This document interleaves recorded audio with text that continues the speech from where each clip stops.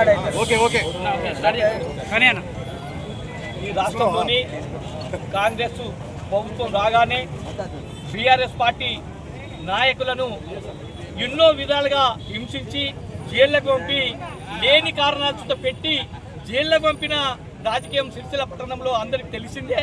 అంతేకాకుండా నిన్నటి రోజున హత్యకు గురైన వ్యక్తిని ఆత్మహత్యాన్ని సృష్టించి దాన్ని ఎలా ఆత్మహత్య కాదు హత్య అని చెప్పి నిన్న పోలీస్ అధికారులు డిఎస్పీ గారు నిన్న తెలియజేయడం జరిగింది.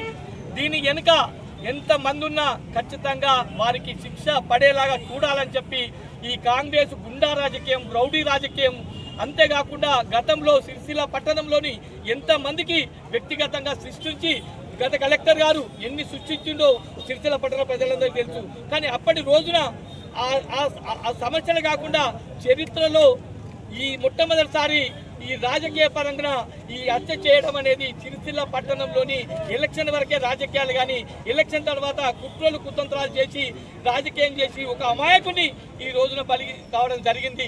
దీనికి బాధ్యులైన వారిపైన ఎస్పీ గారు కానీ, డిఎస్పీ గారు కానీ, సిఐ గారి ముగ్గురు సాయశక్తుల ప్రయత్నం చేసి ఏ ఒక్కరిని నిందితుని మాత్రం విడిచిపెడితే మా పార్టీ పక్షాన, మా పద్మశాలిల పక్షాన సుధా మేము డిమాండ్ చేస్తున్నాం. ఖచ్చితమైన ప్రతి ఒక్క వ్యక్తిని అలా ఇంట్రాగేషన్ చేసి ప్రతి ఒక్క వ్యక్తిని రిమాండ్కు పంపాలని చెప్పి మా పార్టీ పక్షాన ఈ రోజు మేము డిమాండ్ చేస్తున్నాం.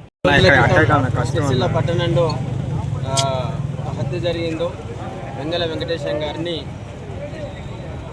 కాంగ్రెస్ పార్టీ ఒక నీచ రాజకీయ ఎత్తుగడతోటి ఇలా కొంతమంది రాజకీయ నాయకులనే కావచ్చు, కౌన్సిలర్లనే కావచ్చు, బదనాం చేయాలని ఒక కుట్రతోటి ఆయనను చంపి దాన్ని బీఆర్ఎస్ పార్టీ మీదకి, అట్లాగే నాయకుల మీదకి ఏదైతే మలచాలనుకున్నారో దాన్ని తీవ్రంగా ఖండిస్తూ ఉన్నాం.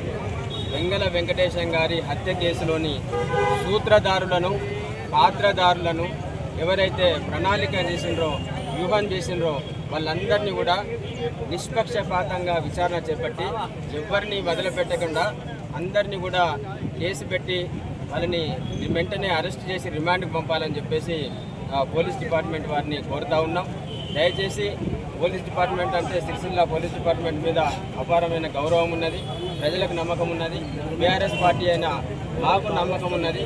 కాబట్టి వెంగళ వెంకటేశం గారి హత్య కేసులో అంటే సాధ్యమైనంత టెక్నాలజీ ఉపయోగించి మీ అందరికీ తెలుసు, తప్పకుండా నిందితులు ఎవరైనా, సూత్రధారులు ఎవరైనా, పాత్రధారులు ఎవరైనా, దీని వ్యూహకర్తలు ఎవరైనా ఎవరిని వదిలిపెట్టకుండా అందరినీ తప్పకుండా కేసు పెట్టి న్యాయపరంగా, చట్టపరంగా శిక్షించాలని చెప్పేసి బీఆర్ఎస్ పార్టీని డిమాండ్ చేస్తూ ఉన్నాం.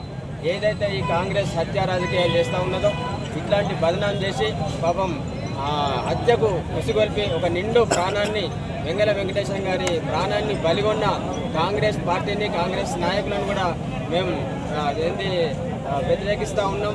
వారికి తప్పకుండా చట్ట ప్రకారం శిక్ష పడాలని చెప్పేసి కోరుకుంటా ఉన్నాం. ఈ కాంగ్రెస్ హత్య రాజకీయాలను మేము వ్యతిరేకిస్తూ ఉన్నాం, నశించాలని చెప్పేసి కోరుకుంటా ఉన్నాం.